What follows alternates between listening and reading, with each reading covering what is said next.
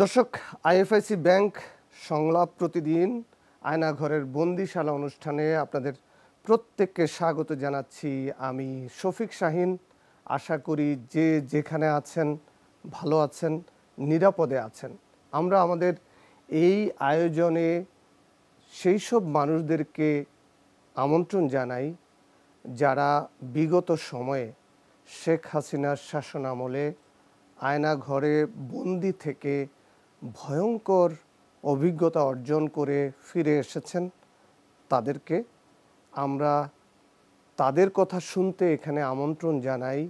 যারা আয়নাঘরে গিয়ে এখনো পর্যন্ত ফিরেনি অথবা আইনশৃঙ্খলা রক্ষাকারী বাহিনীর হাতে জীবন দিতে হয়েছে, সেই সমস্ত ক্ষতিগ্রস্ত পরিবারের সদস্যদেরকে আমরা আমাদের এই অনুষ্ঠানে আলোচনার জন্য আমন্ত্রণ জানাই। আমরা কথা বলি তাদের সাথে যারা বিগত সময়ে মানবাধিকার লঙ্ঘন এবং বিচার বহির্ভূত হত্যাকাণ্ড, আয়নাঘর, গুমের ঘটনা নিয়ে প্রতিবাদ জানিয়ে আসছে।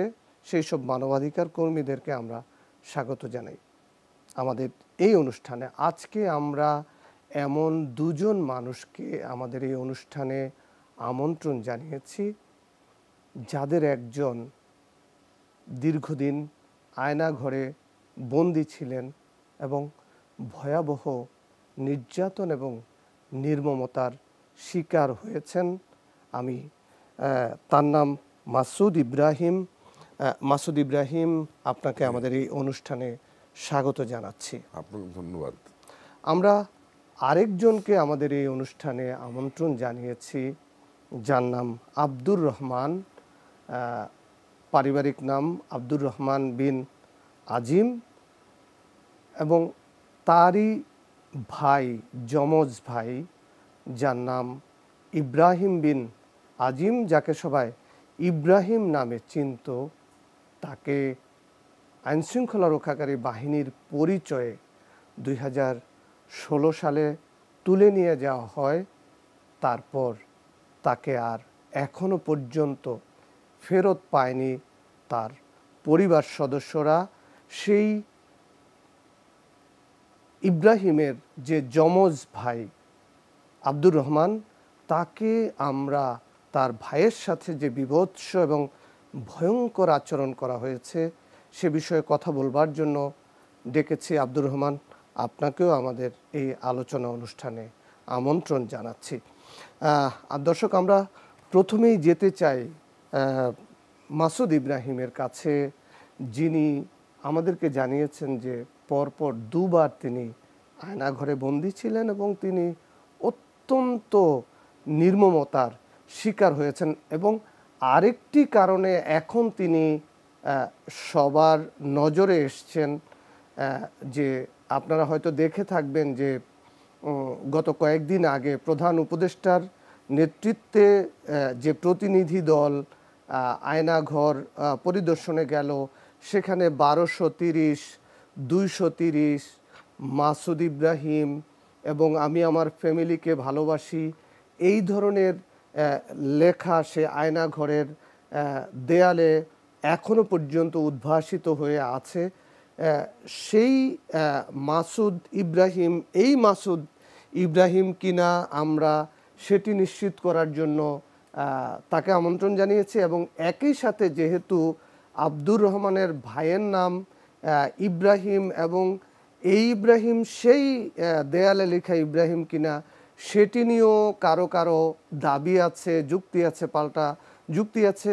এই বিষয়গুলি নিয়ে আলোচনার জন্য দুজনকেই ডেকেছি। প্রথমে আমি মাসুদ ইব্রাহিম, আপনার কাছে যেতে চাই যে আপনি আসলে কি করতেন, আপনি কেন এবং কবে আইন শৃঙ্খলা রক্ষাকারী বাহিনীর টার্গেটে পরিণত হলেন? যদি আমরা আপনার যদি আগের ঘটনা যদি জানতে চাই। সংক্ষেপে হলো, আমি মেনলি জাতীয়তাবাদী দলের সাথে যুক্ত।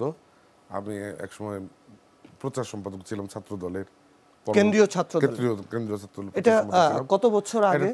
টুকু আলিম ভাইয়ের কমিটিতে ছিলাম আমি। তারপরে আবার পরবর্তীতে আমি আলাল ভাইয়ের কমিটির যুব দলের সদস্য হলাম। এছাড়াও আমি 13 সালের মানে ইয়েতে মাঠের রাজনীতিতে সক্রিয় ছিলাম খুব।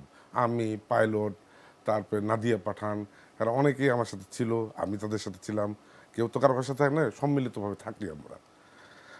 এইভাবে টার্গেটে পড়ছি। প্রথম আমাকে গ্রেপ্তার করা হয় 2008 সালে রাজনৈতিক মামলায়। প্রথম আমাকে শোন অ্যারেস্ট দেখানো হয়, তারপর জেলে প্রেরণ করার পরে এক এক করে আমাকে 31টা মামলা দেওয়া হয়। আমি 2008 থেকে 2012 সাল জেলে কাটি, সেন্ট্রাল জেলে, পুরান ঢাকার জেলটা। তখন কেরানীগঞ্জ জেল তৈরি হয়নি। তখন আমার সাথে দেখা হয় 4 বছর। 4 বছর, জি 4 বছর, দীর্ঘ 4 বছর। তখন গোলাম আজম সাহেবের সাথে আমার দেখা হয়, মতিউর রহমান নিজামীর সাথে দেখা হয়, অনেক সবাই বড় বড় যারা ছিলেন সবাই জেলে ছিলেন।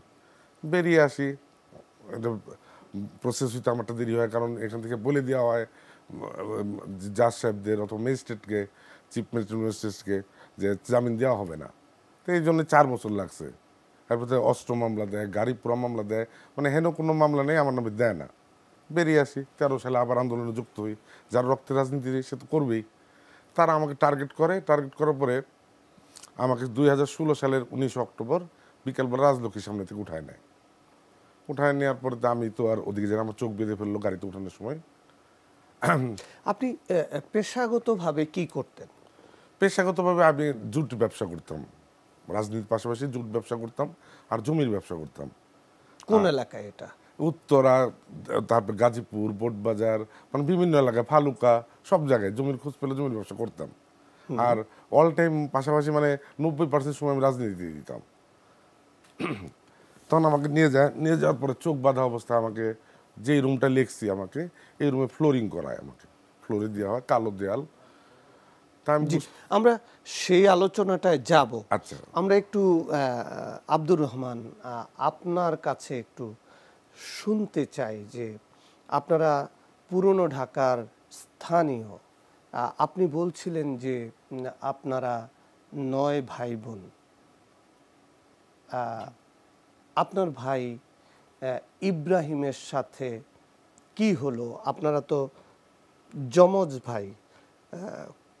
কতটুকু পর্যন্ত লেখাপড়া করার সময় আপনার এই যমজ ভাই ইব্রাহিমকে কে বা কারা তুলে নিয়ে গেল? যদি আপনি আপনার পারিবারিক ব্যাকগ্রাউন্ডটা একটু যদি বলেন আমাদেরকে। আসসালামু আলাইকুম।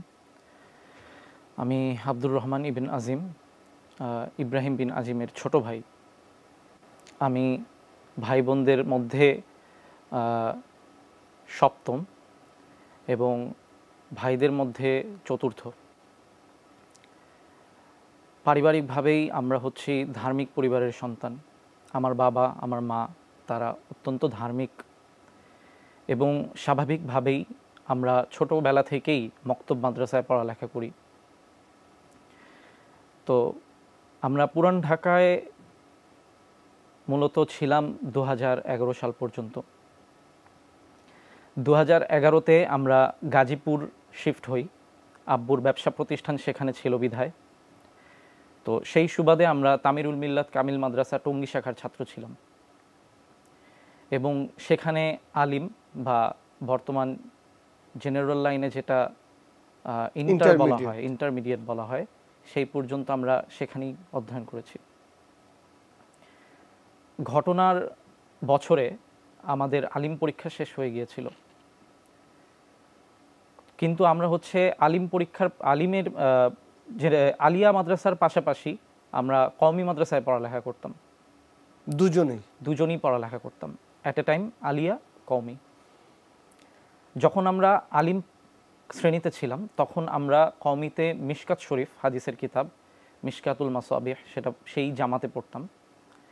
তো ঘটনা যেদিন হলো 7ই অক্টোবর আমরা আমাদের দৈনিক যে রুটিন ছিল সেটা শেষে বাসায় আসি এবং রাতের বেলা আমি খুব অসুস্থ ছিলাম। আমি আব্বু আম্মুর রুমে ছিলাম এবং ইব্রাহিম ছিল অন্য রুমে। 7ই আগস্ট 2016। 7ই আগস্ট 2016। তারপরের দিন 8ই আগস্ট ইব্রাহিম সকালবেলা ফজরের নামাজ পড়তে যায়, কিন্তু আমি অসুস্থ থাকায় রাতে একটু ঘুমোতে দেরি হয়েছিল সবার, তাই সবাই ফজরের নামাজে উঠতে সবার একটু দেরি হয়ে যায়। কিন্তু ইব্রাহিম অন্য রুমে থাকায় সে একাই নামাজে যায়। নামাজের পরে অনেক সময় চলে গেলেও আমরা তাকে আর ফিরতে দেখিনি। তো তখন আব্বু, আমার বড় ভাই, মেজো ভাই, তারা সবাই খুব খোঁজাখুঁজি করলেন, কিন্তু আমরা ভেবেছিলাম হয়তোবা সে নামাজের পরে হাঁটতে বের হয়েছে বা হয়তোবা চলে আসবে, কিন্তু তাকে আমরা আজও পর্যন্ত খুঁজে পাইনি। শুধুমাত্র ওর নিহত হওয়ার প্রমাণ হিসেবে আমরা একটা ওর লাশের ছবি মাত্র পেয়েছিলাম। এছাড়া আমরা জানি না ওর সাথে কি হয়েছে। ওকে কেউ উঠে নিয়ে গেছে, নাকি ও নিখোঁজ হয়ে গেছে, নাকি কি হয়েছে ওর সাথে আমরা কিছুই বলতে পারছি না।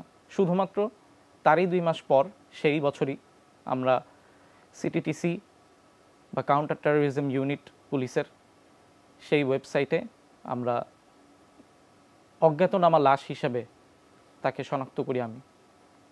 এই হচ্ছে আমার সংক্ষিপ্ত বিবরণী। মানে 8 তারিখ কোত্থেকে ওকে ধরে নিয়ে গেল? আমরা যেটা জানলাম যে ওর মোবাইল বা ওর কিছু আলামত আপনাদের বাড়ির আশপাশে পড়েছিল। না, আমরা ছাত্র হওয়ায় মোবাইল অত বেশি ব্যবহার করতাম না, তো ওই সেদিন নামাজের সময় ফোন নিয়ে যায়নি। নামাজের সময় ফোন নিয়ে যায়নি। তারপরে আপনারা আপনার ভাইকে কোথায় খোঁজাখুঁজি করলেন, কোথায় কোথায় গেলেন, তারা কি বলল? আমি তখন অনেক ছোট ছিলাম এবং তার পাশাপাশি অসুস্থ ছিলাম কয়েকটা দিন। তো আর মানসিকভাবেও ভেঙে পড়েছিলাম, যেহেতু যমজ ভাই, তাকে খুঁজে পাওয়া যাচ্ছে না। তো এই সব দিকগুলো আমার বাবা এবং আমার মেজো ভাই দেখেছে। সাধারণভাবেই কেউ নিখোঁজ হলে আমরা থানায় জিডি করি, সেই একইভাবে আমার ভাই এবং আমার বাবা, তারা থানায় জিডি করেছিল এবং পত্রপত্রিকায় প্রচারও করেছিল, কিন্তু তাকে আর আমরা কোনোদিনও খুঁজে পাইনি। আপনি নিখোঁজ হলেন, আপনার মা দেখলাম যে জিডি করেছেন, থানায় জিডি করেছেন। কবে জিডি করলেন? আম্মা 17 তারিখে গেছে। 16 তারিখ আমি বিকালবেলা যখন ঘুমলাম, আমার মোবাইল বন্ধ, আম্মার সন্দেহ বা ভয় পাইলো, যেহেতু আমি রাজনীতি করি, ভয় পাওয়া স্বাভাবিক। ভয় পাওয়ার পরে উনি উত্তরা পশ্চিম থানায় বারবার যাচ্ছেন বলতে, মানে তাকে জিডি নিচ্ছে না, সাধারণ দায়িত্ব নিবে না। তখন আমার এক বন্ধু আছে, সে বলছে আপনার ফুটেজ চান, রাজলক্ষ্মীতে অনেকগুলো সিসি ক্যামেরা আছে, প্রায় 20-22টা সরকারিভাবে লাগানো। ফুটেজ চাইতে গেলে সেটাও দিবে না। লাস্টে যখন জিডি নিল, 25 তারিখ নিয়েছে জিডি। আমি বাড়ানোর পরে জানতে পারলাম এগুলো। 25 তারিখ জিডি নিয়েছে, কিন্তু ফুটেজ দিতে পারেনি, ক্যামেরা নষ্ট ছিল। মানে এখানে তো আসলে টপ টু বটম সবাই জড়িত। আমাকে ওখান থেকে গুম করা হয়েছে রাজলক্ষ্মী থেকে, এটা তো জানি যে কাদের গাড়িতে কে নিয়ে গেছে। কখন হলো ঘটনাটা? বিকালবেলা, মানে আসরের পর হঠাৎ করে আমার সাথে মেজর মুস্তফা, মেজর ওয়াসেক আমার বন্ধু, যেহেতু আর্মি বেসে আমার বন্ধু আছে, আমিও 36 বিএমএ লং কোর্স কমপ্লিট করা লোক, আমি ওরা আড্ডা মারতেছিলাম আমরা, আর আমার সাথে ছিল আসাদুল্লাহ ভুট্টু নাম আমার এক বন্ধু। এদের সামনে থেকে হঠাৎ করে ডিবি সেজে আসছে, তারা ডিবি সেজে এসে আমাকে উঠায় নিয়ে গেছে। আচ্ছা, আপনি এমন কি করলেন যে আপনাকে তারা তুলে নিয়ে গেল? এখন আমার ওই মোবাইলে, মানে তারেক ভাইয়ের সাথে আমার একটা সম্পর্ক ছিল, জনাব তারেক রহমানের সাথে, আমরা পিনু ভাই বলে ডাকতাম, তার ডাকলাম ধরে ডাকতাম। এবং হাওয়া ভবন, যেটা আপনারা মানে কুৎসিত আকারে গত মিডিয়া প্রচার করছে, আসলে কুৎসিত কোনো জিনিস না, না, সব মিডিয়া তো করেনি। হ্যাঁ, না যারে করছে আর কি, আলিয়াসগঞ্জ লবি ভাইয়ের দাদির নাম হলো হাওয়া, ওনার দাদা শখ করে দাদির নামে বিল্ডিং করছে হাওয়া ভবন। ওখানে তারেক ভাই 3 তলায় বসতো, 2 তলায় মামুন ভাই, অন্যান্য লোক যারা আছে, আমিও মাঝে মাঝে যেতাম, যেহেতু কোকো ভাই আমার স্কুলে পড়ছেন, বা আমি কোকো ভাই স্কুলে পড়ছি, ঢাকা রেসিডেন্সিয়াল মডেল স্কুলে, তারেক ভাই একসময় মডেল স্কুলে পড়ছে, ওই হিসেবে আমাকে স্নেহ করতেন। তো ওনার একটা পার্সোনাল নাম্বার আমার কাছে ছিল আমার মোবাইলে। কারণ ওরা আমাকে গুম করার পরের দিন থেকে মারা ধরতে করতেছে, আর বলতেছে তুমি গানস অ্যান্ড অ্যামুনিশন কোত্থেকে কিনতেছো তারেক রহমানের নির্দেশে। এই ধরনের নির্দেশ উনি আদতেও দেন নাই, আর আমি কোত্থেকে কিনবো, আমার কাছে টাকা কোথায়? বলতেছে আমার একটা ব্যাংক নিয়েও সমস্যা ছিল, ব্যাংক আমাকে ব্যাংকে যখন টাকা, আমার একটা মানে অ্যামাউন্টটা বলতেছি না জনসম্মুখে, একটা বড় অঙ্কের অ্যামাউন্ট আছে, এটা তারা মানে গায়েব করে রাখছে বা দিচ্ছে না ফজল হোসেন আবেদ সাহেব। তখন আমি দৌড়াদৌড়ি করতেছি, তখন একটা ওয়ার্নিং দিছিল আমাকে ব্যাংক কর্তৃপক্ষ যে বেশি ঘাটাঘাটি করেন না, নাই হয়ে যাবেন। কেন আপনার এই টাকা কি ইলিগেল টাকা? না, ইলিগেল টাকা, এটা তো আপনার ব্যবসার টাকা। ইলিগেল টাকা না। টাকাটা যখন আমাকে 2008 সালে গ্রেপ্তার করলো, তখন দুদক থেকে একটা চিঠি ইস্যু করলো যে আপনি আপনার আয়ের উৎস জানান। তা আমি জেলে আয়ের উৎসটা কীভাবে জানাবো? তখন তারা ডরমেন্ট করতে বললো, আমার অ্যাকাউন্টটা ডরমেন্ট করতে বললো, আটকায় রাখার বা স্থগিত করার বা সিজ করার, যে ভাষায় বলা হোক, ব্যাংকিং ভাষা ওরকম ভালো জানি না, করলে আমি ব্যাংক জেল থেকে বাড়ায় আমি কার্ড পাঞ্চ করি, টাকা বেরোয় না, চেক কাটি, চেক যারাই বলি উপরে যান উপরে যান। কারণ আমি তো তখন ভীত সত্ত্বেও যে 4 বছর জেল কেটে আসছি, আবার কে কি কোনো অপরাধ করে আবার ঢুকায় দেয়। পরে আস্তে আস্তে আস্তে এগুলো একটু গ্যাপ দিলাম। যখন 2016 থেকে মানে 15 থেকে এটা নিয়ে নাড়াচাড়া করলাম যে আমার টাকা এতগুলো টাকা ভ্যানিশ হয়ে যাবে, তখন আমাকে ব্যাংক, আমি 2-3 বার নিকেতনে গেছি, আমার অ্যাকাউন্ট চেয়েছি, অ্যাকাউন্ট আমার করা হলো 2007 সালে। তারা আমাকে 2009 সাল থেকে হার্ড কপি দেখাচ্ছে, নকল একটা হার্ড কপি দেখাচ্ছে। কারণ আমি তো তখন অসহায়, বিরোধী দল করি, কিছু বললে আওয়ামী লীগ মানুষকে ধরে নেয়, বা আবেদ সাহেব যে একটা ফোন দেয় আমাকে নাই করে দেওয়া কোনো ব্যাপার না, চলে এই অবস্থা। তা আমি বারবার আমার হার্ড কপি চাচ্ছি, তারা আমাকে সাথে না দিয়ে চায়। ডিজিএফ এর প্রশ্ন হলো, তুমি এই টাকাগুলো তুলতেছিলা তারেক রহমানের নির্দেশে গান পাউডার, অ্যামিনেশন ইত্যাদি ইত্যাদি কিনবা, কিন্তু আদতে তারেক ভাইয়ের সাথে লন্ডন যাওয়ার পরে আমার কথা হয় নাই। আমার মালিক ভাইয়ের সাথে কয়েকবার কথা হয়েছে, কিন্তু ওনার সাথে কথা হয় নাই। এই নাম্বারের জন্যই আমাকে মারধর করা হয়েছে। আর বলছে কোথা থেকে কিনবো বলো, তা আমি না কিনলে কোথা থেকে বলবো? তখন তারা আমার এই পাশে আপনাকে মানে ধরে গাড়িতে তুললো, তুলেই চোখ বেঁধে ফেলছে। তারপরে চোখ বেঁধে ফেলে যে রুমে নিয়ে দিছে, রাত্রে আমাকে খাবার কত দিতে। দূর ওখান থেকে কত মিনিটের আমার যেটা দূরত্ব ধারণা, গেল? আমাকে বাউনিয়ার পিছনে যে মানে ক্যান্টনমেন্ট এলাকাটা আছে সেখানে রাখতো। কারণ আমি যে রুমটায় প্রথম রুমে ছিলাম 230 দিন, ওখানে প্লেন ওঠার আওয়াজ পেতাম, আমি আওয়াজ পেতাম। প্রথমে আমাকে চোখ বেঁধে ফেললো, চোখ বেঁধে ফেলে মানে মারলো অনেক গাড়ির ভিতরে, যাতে আমি চুপ হয়ে যাই, ভয় পাই। তো ঠিক আছে, মারার পরে তা আমাকে এই রুমটা ঢুকাই দিল। খেতে যখন দিতে আসতো তখন তারা জমটুপি পরে আসতো। জি, জমটুপি। আমরা শুনবো আপনার এই ভয়াবহ অভিজ্ঞতার কথা। আমরা একটা বিরতিতে যাই। আপনারা যমজ ভাই ছিলেন। আমরা যেটা জানলাম সেটা হলো যে আপনার ভাই ইব্রাহিম খুবই মেধাবী ছাত্র ছিল এবং আপনিও খুব মেধাবী, দুইজন একেবারেই চমৎকার স্টুডেন্ট। আপনাদের রেজাল্টও খুব ভালো এবং ইব্রাহিম গান গাইতো, গান লিখতো। তো তার সাথে কি হইল? সে খুবই মেধাবী ছিল এবং সে অনেক ধার্মিক ছিল। সে আর 10টা ছেলের মতোই মাদ্রাসার ছাত্র ছিল, কিন্তু তার মধ্যে কখনো উগ্রপনা কখনো দেখিনি, বা আমরা সন্ত্রাসী বলতে যা বুঝি কখনো এমন দেখিনি, বা তাকে ধরে নিয়ে সামান্য আটকে রাখা মতন যে অপরাধ, সেই অপরাধটুকুও তাকে কখনো করতে দেখিনি। সুতরাং আমার প্রশ্ন একই, যে তার অপরাধ কি ছিল? সে 19 বছর বয়সে কি এমন ত্রাস সৃষ্টি করেছিল যে বিগত সরকার তাকে ধরে, তাকে মানে তাদের ভাষ্য মতে তাকে এনকাউন্টার বা ক্রস ফায়ার করে তাকে মেরে ফেলা লাগলো, এবং তার লাশটাও আজ পর্যন্ত আমাদেরকে দিল না। সেটা মানে 2016 সালের 8 আগস্ট আপনার ভাইকে কে বা কারা ধরে নিয়ে গেল। তারপরে আপনার বাবা এবং ভাই থানায় জিডি করলো। কোথায় কোথায় তারা গেল? তখন আইন শৃঙ্খলা রক্ষাকারী বাহিনী কি বলল আপনাদেরকে? আমি আপনাকে শুরুতেই বলেছিলাম যে মূলত আমি তখন অসুস্থ ছিলাম এবং বয়সও কম ছিল, এবং আমার আব্বুর খুব ভয় ছিল যে আমরা যমজ হওয়ার কারণে, যেহেতু এক ভাই হারিয়ে গিয়েছে, সুতরাং স্বভাবতই আরেকজন যে আছে, আমি যমজ ভাই, তো তাকে বাঁচাতে আব্বু অনেক সময়ই দেখা গেছে চাপে পড়ে, বা দেখা গেছে যে আমার কথা চিন্তা করে আব্বু অনেক কিছুই তখন ম্যানেজ করার চেষ্টা করেছে। কোথায় কোথায় গিয়েছে বলতে, আমার আব্বু সর্বপ্রথম থানায় জিডি করেছে, দ্বিতীয়ত পত্রপত্রিকায় প্রচার করেছে, তারপর যেখানে যেখানে যাওয়া দরকার প্রশাসনের নিচ থেকে শুরু করে উপর পর্যন্ত যতটুকু যতটুকু তার সম্ভব ছিল সে সব জায়গায় গিয়েছে। সে আমার ভাইকে খুঁজতে দেশের এক প্রান্ত থেকে আরেক প্রান্তও গিয়েছে, কিন্তু কোনোদিনও তাকে খুঁজে পায়নি।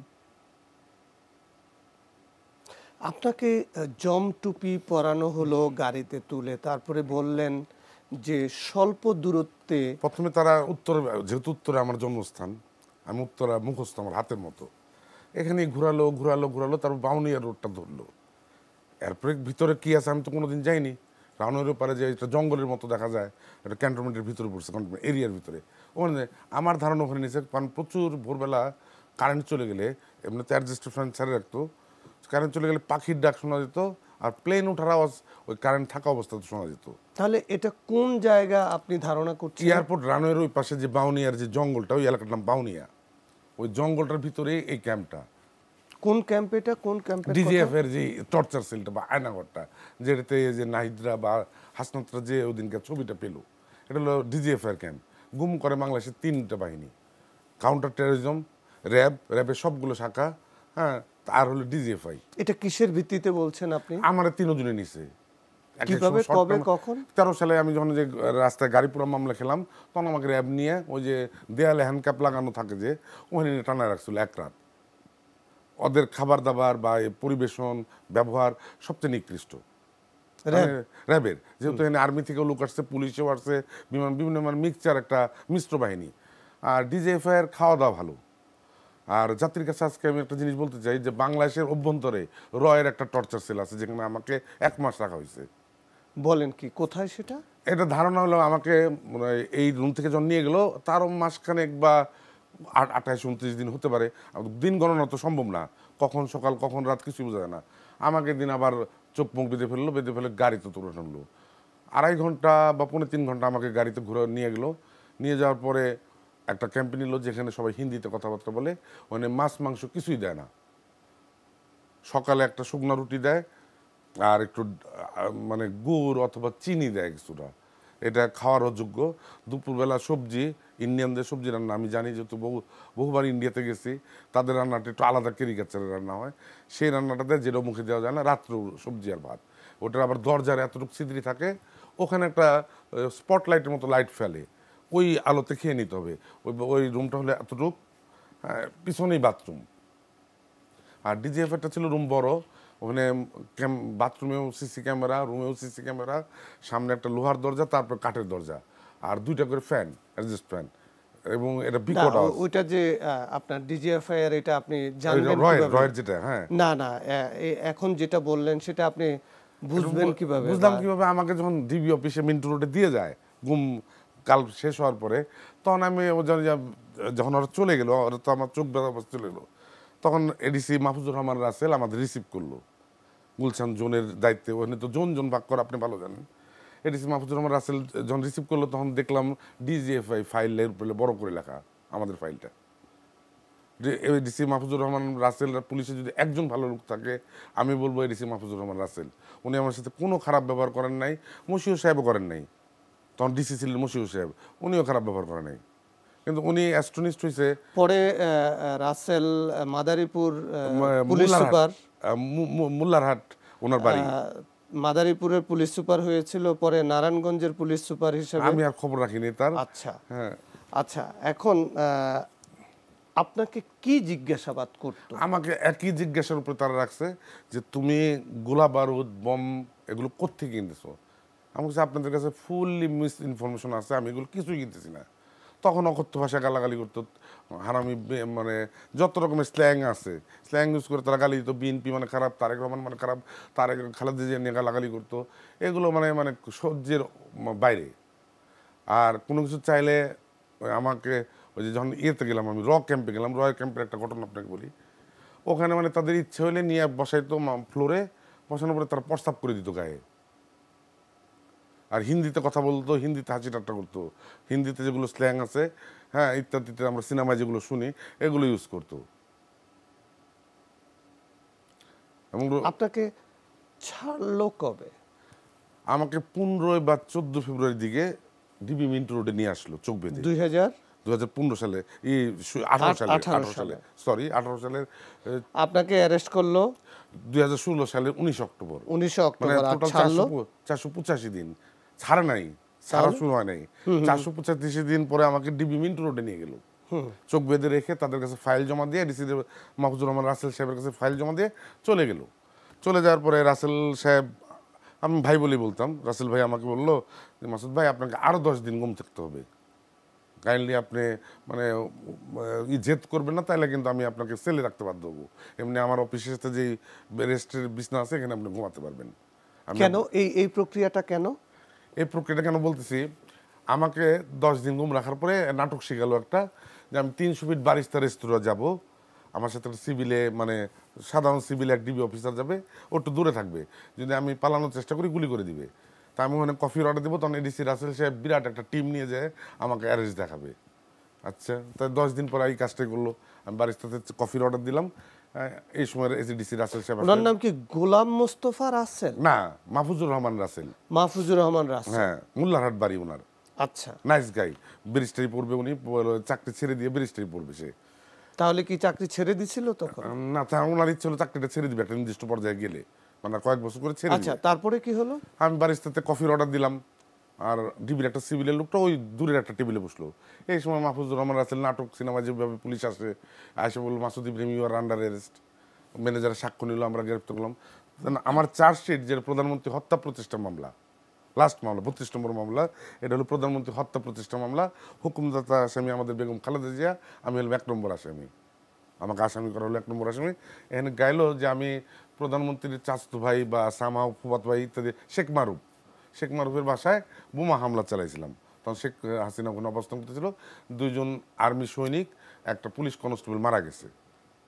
তারপর থেকে আমি পলাতক আছি, গোয়েন্দা দলের মানে খুব সুউচ্চ টিম আমাকে 15 সাল থেকে খুঁজতেছে, এই 18 সালে এসে আমাকে পাইছে, মানে ডিজিএফআই ক্লিয়ার আমার সাবজেক্ট থেকে। আমি যদি কোথাও আদালতে মামলাও করতাম, ডিজিএফআইকে আমি কোনোভাবে ফাঁসাইতে পারতাম না, কারণ তাদের চার্জশিটে লেখা আমি 3 বছর ধরে পলাতক, বোমা মারার পরে থেকে পলাতক। কিন্তু সেই বোমা মারার ঘটনা কি ঘটেছিল? না, আমি একটু দলের কোনো কমান্ড না নিয়ে গুলশানে 2-3টা ককটেল মারছিলাম, আমি সাথে আমার কিছু লোক, কিন্তু এটা আমার সাথে বোম বহন করে নাই সেলিম আপা নাকি বোম বহন করছে। এই বৃদ্ধ 74-75 বছরের মহিলাকে বোমের ব্যাগ বহন করা সম্ভব? তারপরে আপনি কবে ছাড়া পেলেন? তারপর ওখান থেকে আমাকে জেল হাজতে প্রেরণ করা হলো, রিমান্ড চাইলো 10 দিন, কোর্ট দিল 5 দিন। আমাদের রিমান্ডে কিছু করো না, আমরা চা পানি খেলাম, আড্ডা মারলাম, তখন ডিসি মশিউ সাহেব বললো যে এরা একটা এলিট ফোর্স, আর্মির লোক, তারাও চুরি করে, তোমার মোবাইল রেখে দিল।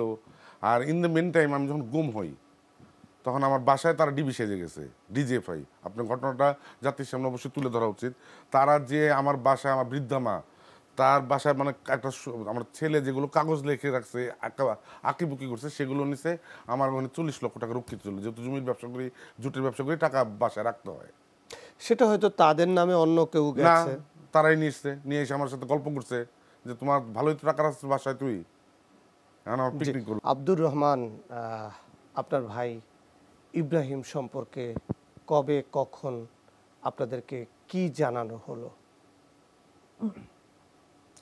2016 8ই অক্টোবর, যখন গাজীপুরের পাথারটেকে তাদেরকে এনকাউন্টার করা হয় সন্ত্রাসী সন্দেহে, তার 2 দিন পর আমি মাদ্রাসায় ছিলাম। তো মাদ্রাসার একজন টিচার আমাকে ডেকে পাঠালেন এবং তার যে কম্পিউটার ছিল ওনার অফিসের, সেই কম্পিউটার ঘুরিয়ে আমাকে দেখালেন যে দেখো তো এটা তোমার ভাইয়ের মতো লাগে কিনা, তোমার ভাই তো অনেক দিন ধরে নিখোঁজ। তো পরে আমি কম্পিউটারের দিকে তাকিয়ে দেখলাম সে আমার ভাই ইব্রাহিম, কারণ আমি ওর সাথে অনেকদিন ছিলাম। তার ডেড বডি দেখে আমি প্রথমে শনাক্ত করি যে ওরা অজ্ঞাতনামা হিসেবে এই লাশের ছবিগুলো দিয়েছিল যেন স্বজনরা তাদের সাথে যোগাযোগ করে। তো পরবর্তীতে বিষয়টা আমি আমার বাবা আর ভাইকে জানাই, তারাও দেখে, তারাও নিশ্চিত হয় যে এটা আমাদের ইব্রাহিম। তো পরবর্তীতে তৎকালীন গাজীপুরের যে ছিল হারুনুর রশিদ, পুলিশ সুপার ছিল, আমি ভুলে গিয়েছিলাম, পুলিশ সুপার ছিল হারুনুর রশিদ, সদ্যবিদায়ী ডিবি প্রধান বা যিনি ছিলেন। তো তার কাছে আমার বাবা যাওয়ার পরে আমার বাবা লাশ চায় এবং সে বলে যে ঠিক আছে লাশ দেয়া হবে, আমাদের কিছু কার্যক্রম আছে এবং আমাদের কিছু তদন্ত আছে, ময়নাতদন্তের শেষে আপনাদেরকে লাশ বুঝিয়ে দেওয়া হবে, আপনারা যোগাযোগ রাখবেন। তো পরবর্তীতে অনেক যোগাযোগ করা হয়, কিন্তু এক পর্যায়ে তাদের থেকে কোনো আমরা রেসপন্স পাইনি এবং তৎকালীন স্বরাষ্ট্রমন্ত্রী আসাদুজ্জামান খান কামাল সে টিভিতে একটি শোতে ইঙ্গিতপূর্বক বলেন যে যারা লাশ নিয়ে, যে পরিবাররা লাশ নিয়ে বাড়াবাড়ি করবে তাদেরকে দেখে নেওয়া হবে। তো পরবর্তীতে আমরা আর কোনোদিনও সাহস করিনি তাদের কাছে লাশ চাওয়ার। কিন্তু আজও আমি চাইব যে আমার ভাই, সে এক্সট্রা জুডিশিয়াল কিলিং বা বিচার বহির্ভূত হত্যাকাণ্ডের শিকার, এবং আমরা জানি না যে সে 2 মাসে কি এমন করলো যে তাকে কোনো তদন্ত ছাড়াই তাকে হত্যা করা হলো, এবং সে কার জন্য থ্রেট ছিল বা সে কি সংগঠন করেছিল বা সে কি অপরাধ সংগঠন করেছিল যে যার কারণে তাকে কোনো বিচার ছাড়াই তাকে হত্যা করা দরকার। এবং এরশাদ শিকদারের মতন কুখ্যাত খুনি যদি, তার পরিবার যদি সেই এরশাদ শিকদারের লাশ পায়, তাহলে আমি আমার ভাইয়ের লাশ কেন আজও পেলাম না? কেন আমি জানছি না যে আমার ভাইয়ের কবর কোথায়? কারণ আমার তো অধিকার আছে আমার ভাইয়ের লাশ জিয়ারত করার বা কবর জিয়ারত করার। আমার বাবার অধিকার আছে, আমার আম্মু, সে আজও পর্যন্ত ইব্রাহিমের লাশ খোঁজে। সে অসুস্থ হয়ে গেছে 2-3 দিন আগে থেকে ইব্রাহিমের বিষয়টা যখন উঠে এসেছে। আমার আম্মু এখন অসুস্থ, আমি আপনাকে বলেছি টকশোর আগে যে আমার আম্মু এখন, আজকে সকালবেলা তার শ্বাসকষ্ট উঠেছে, এবং সে ইব্রাহিমের কথা চিন্তা করলে আমি আজকে আপনাদের সামনে কান্না করছি, কিন্তু গত 8 বছর আমি কান্না করতে পারিনি। কারণ আমি ইব্রাহিমের যমজ ভাই, যদি আমি আমার মায়ের সামনে কান্না করি তাহলে আমার আম্মু মারা যাবে। আমার আম্মু আমাকে দেখে সান্ত্বনা পায়, আমার আম্মু ভাবে যে আমার মধ্যে ইব্রাহিম আছে, আমিও যদি তার সামনে ভেঙে পড়ি তাহলে সে মারাই যাবে। এই জন্য গত 8 বছর আমি কান্নাও করিনি কোথাও। আমি হয়তো গত 8 বছরেই প্রথম আমি ইব্রাহিমের জন্য সবার সামনে কান্না করছি। তাহলে আমি কি দোষ করেছিলাম? আমার ভাই কি দোষ করেছিল? আমার ফ্যামিলি কি দোষ করেছিল যে আমার লাশ যখন আমরা আনার উদ্যোগ নেই এবং যখন আমরা আলোচনা করছিলাম এলাকায়, তখন আওয়ামী লীগের নেতারা এটা পর্যন্ত বলেছিল যে জঙ্গির লাশ যদি আমাদের এলাকায় ঢুকে তাহলে আমরা মিছিল করব।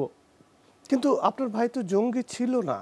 তারা বলেছে, এটা তাদের কথা বললাম আমি, তাদের কথাটা আমি আপনার আমার ভাইয়ের দিক থেকে বিরুদ্ধে বললাম। তো ধরেন তাকে যে 2 মাস গুম করে রাখা হলো, এই 2 মাসের ভিতরেও তো আইন শৃঙ্খলা রক্ষাকারী বাহিনী আপনাদেরকে বলে নাই যে আপনার ভাইকে এই অপরাধে গ্রেপ্তার করা হয়েছে, অথবা তার নামে কোনো মামলা নেই, কোনো মামলা ছিল না, কোনো তার নামে জিডি ছিল না। তার নামে কোনো সন্ত্রাসবাদের মামলা নেই, বরঞ্চ সে বৈশ্বিক জাতীয় পর্যায়ে একজন প্রতিভাবান একটা উজ্জ্বল নক্ষত্রের মতো সে ছিল।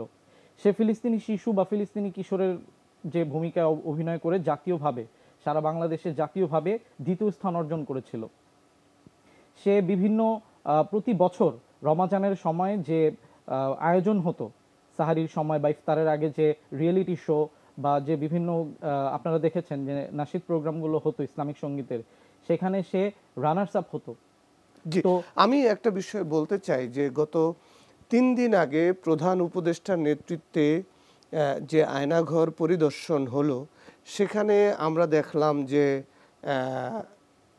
ইব্রাহিম লেখা 230 দিন, আবার 1230, আমি আমার ফ্যামিলিকে ভালোবাসি, এটা কি আপনার ভাই ইব্রাহিম না অন্য কোনো ইব্রাহিম? আপনার ভাইকে কি ওই আয়নাঘরে নিয়ে যাওয়া হয়েছিল কিনা, আপনারা কি ধারণা করছেন?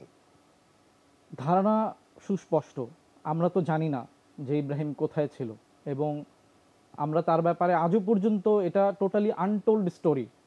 হাসরের ময়দান ছাড়া বা তার সাথে জান্নাতে মিলিত হওয়া ছাড়া আমরা বুঝতে পারবো না যে ওর সাথে কি হয়েছিল এবং তাকে কোথায় দাফন করা হয়েছিল বা তার সাথে কি হয়েছিল, সেটা একেবারেই আনটোল্ড স্টোরি। তো আয়নাঘরের যে ব্যাপারটা, যে লেখাগুলো ছিল, সেটা তো আমার পাশে যিনি বসে আছেন তিনিই দাবি করেছেন যে সেটা তার। সেক্ষেত্রে তো আমি তো আর এটা বলার অবকাশই রাখে না। না, আমরা এটা বিতর্কের জন্য বলছি না, যেহেতু এটা একটা হার্ট টাচিং, একটা মানে মানুষকে নাড়া দিয়ে গেছে। প্রধান উপদেষ্টার নেতৃত্বে সরকারের প্রতিনিধি, বিদেশি গণমাধ্যম কর্মী, মানবাধিকার সংস্থা, গুম কমিশন, তারা যে আয়নাঘর পরিদর্শন করলো, আপনাকে যে আয়নাঘরে রাখা হয়েছিল, কি বলবেন? এটা হলো জিজিএফ একটা করছে উনি। ওদিন দুইটা এই আয়নাঘর পরিদর্শন করছে, 3টা আয়নাঘর দুইটা পরিদর্শন বা তিনটা আমার জানা মতো। জি, একটা হলো আগারগাঁয়ে, হ্যাঁ, একটা হলো র্যাব 1, আর আরেকটা একটা হলো হলো ডিজিএফআই ক্যান্টনমেন্টের মধ্যে, যেটা জি। ডিজিএফআই নিয়ন্ত্রিত। তা আমাকে ডিজিএফআই রাখতো, এবং তারা আমাকে যে জিজ্ঞাসাবাদ করতো, সে বলতো আমার ডেজিগনেশনটা জানা রাখো, আমি একজন কর্নেল। লাস্টের দিকে সে অনেক গল্প করতো এবং ইয়াবা খেত। আচ্ছা, আমি একটু আপনাকে বলতে চাই, সেখানে যে মাসুদ ইব্রাহিম লেখা 230 দিন অথবা 1230 দিন, এটা কার লেখা? 1230 একটা দেখবেন আপনি, যে একটা 2-3 শূন্যর উপরে, পরে কোনো বন্দি গেলে লেখছে হয়তোবা, অথবা ডিজিএফআই ইচ্ছা করে দাগটা দিছে। আমাদের যে খেতে দেওয়া হতো মাছের কাটা আমি সংগ্রহ করতাম, এগুলো 2-3টা নিয়ে কলমের মতো লিখতাম। এখন অনেকে ফেসবুকে বলে লেখা মিলে না, বাবা তুমি দেওয়ালে কাটা দিয়ে লিখে দেখো না। যারা হ্যান্ডরাইট এক্সপার্ট তারা অবশ্যই জানবে যে আমার লেখা। আমি এই ব্যাপারে হ্যান্ডরাইট এক্সপার্টকে দিব, আমার ওই ছবির লেখা, আমার হাতের লেখা, এগুলো আমি দিব। আপনি দেখতে পারেন লিখেছিলেন? হ্যাঁ, দেখতে পারেন, এই যে কাগজে লিখছে, ওটার সাথে দেখেন আপনি, এটা রেখে দেন একটু ক্যামেরার দিকে ধরেন, আমার দিকে। হ্যাঁ, এটা আপনার? হ্যাঁ, ওদিনকে উত্তর দেওয়ার জন্য আমি লিখছি, এটার আপনি স্ক্রিনশট দিয়েছি, আপনি এই কাগজটা রাখতে পারেন। আমরা ওইটা দর্শকদের উদ্দেশ্যে আমরা ওইটা আমাদের স্ক্রিনে দেখাচ্ছি। আচ্ছা আচ্ছা। আপনি যে লেখাগুলি লিখেছেন, ফেসবুকে দিয়েছেন, এবং যারা আয়নাঘর পরিদর্শনে গিয়েছিল সেখানে যে লেখা দেয়ালে, সেই লেখা আমরা এখানে দেখাচ্ছি, দর্শকরা দেখতে পাচ্ছে। কেন লিখছিলেন আপনি? আবেগ থেকে। এবং আমার আরেকটা রুমে লেখা আছে, মানে তখন রাগ হয়ে যেত আমার, এই পাশের দাঁত সবগুলো ভেঙে দিচ্ছে তারা। আমাদেরকে দেখাই, এখানে মারতে মারতে আমার রগ, এগুলো প্লাস্টিকের রগ লাগানো, আসার পরে আমি চিকিৎসা করে প্লাস্টিকের রগ লাগাইছি, মানে প্লাস্টিক ভেইন লাগানো হয়েছে। তো এত মারতে, তো পাশে একটা রুম আমাকে রাখছিল, উনি লিখছে যে হবু স্বরাষ্ট্রমন্ত্রী মাসুদ ইব্রাহিম, তোদের দেখে নেব। এই লেখাটা হয়তো তার মুছে ফেলছে, আর ভাগ্য যদি ভালো হয়, আবার যদি যেতে দেওয়া হয় তাহলে কেউ দেখতে পারবে। তার মানে আপনাকে যেই আয়নাঘরে রাখা হয়েছিল, আপনি বলছেন বা দাবি করছেন এটা সেই আয়নাঘর? জি। এই লেখা আপনার? আমার লেখা। আপনি লিখেছেন আই লাভ মাই ফ্যামিলি। হ্যাঁ, তারপর 230 দিন, মানে 230 দিন লেখার পরে আমার নামটা লিখছে। আমার একটা অভ্যাস আছে, আপনি আমার পরিচিত যদি ব্যাপক তদন্ত করেন, পরিচিত জানবেন, আপনি একটা চিরকুট দিলেও আমি পিছনে নাম লিখে দিই। এটা আপনার একটা সিগনেচার, এটা আপনার একটা স্টাইল? হ্যাঁ, স্টাইল। আমি নাম লিখে দিই সবসময়। তো ওখানে নাম লিখছে যে কেউ না কেউ আসবে, আমার নামটা জানবে, আমি তো মারা যেতে পারি। ওখানে তো আমি জানতাম না আমি বাঁচবো। এর ভিতরে তারা একদিন মজা করার জন্য আমাকে বললো, আয়সা হাত পা বেঁধে ফেললো, হ্যান্ডকাপ লাগায় পিছনে নিয়ে, আর এই জায়গাটায় রশিদে বাঁধে টাইট করে, হাত কোনো নড়াতে হবে। তারপর একটা পট্টি দেয়, তারপর আর একটা বড় পট্টি দেয়, তারপর জমটুপি পরায়। তো একটা শুনশান জায়গায় নিয়ে গেলো, নিয়ে যে হাঁটু গেড়ে বসে বললো, মাসুদ ইব্রাহিম কালেমা পাঠ করে নাও, তোমাকে আমরা মেরে ফেলবো এখন। আসলে এই যে এত কিছু হচ্ছে, এখনো তো বলা হচ্ছে যে আয়নাঘর বলতে কিছু নেই। যারা বলে তাদের জন্মের ঠিক নাই। মানে আমরাও তো বাজে ভাবে না বলি না, আমি এটাই বলবো, মানে আয়নাঘর ছিল। আপনি ফেসবুকে আমাকে দেখছেন, আমার মুখ ভাই ভালো না, রাজনীতির প্রসিদ্ধ যে আমার মুখ ভালো না, কিন্তু আমি সত্য কথা বলি না। তাহলে যারা উদ্দেশ্য প্রণোদিত একটা কাজ। আর সেনা প্রধান কেন এতদিন দেরি করলেন, 6 মাস, বা ডিজিএফ এর প্রধান কেন 6 মাস সময় লাগলো? তারা তো অনেক প্রমাণ লোপাট করে ফেলছে, আমরা আজকে শেষ করি। আপনার উপরে বয়ে যাওয়া ভয়ঙ্কর নির্যাতন আছে, ওনাদের যে যমজ ভাই, ওনাদের নামের সাথে কি মাসুদ ছিল আপনাদের নামের সাথে? এটাই আমার জিজ্ঞাসা ছিল। মাসুদ ছিল না, আমার স্পষ্ট করেছেন। এবং আমার ওনার জন্য সহানুভূতি আছে, দোয়া আছে। অনেক ছোট ছেলে, আল্লাহ ওনাকে বেহেশতে নসিব করুন।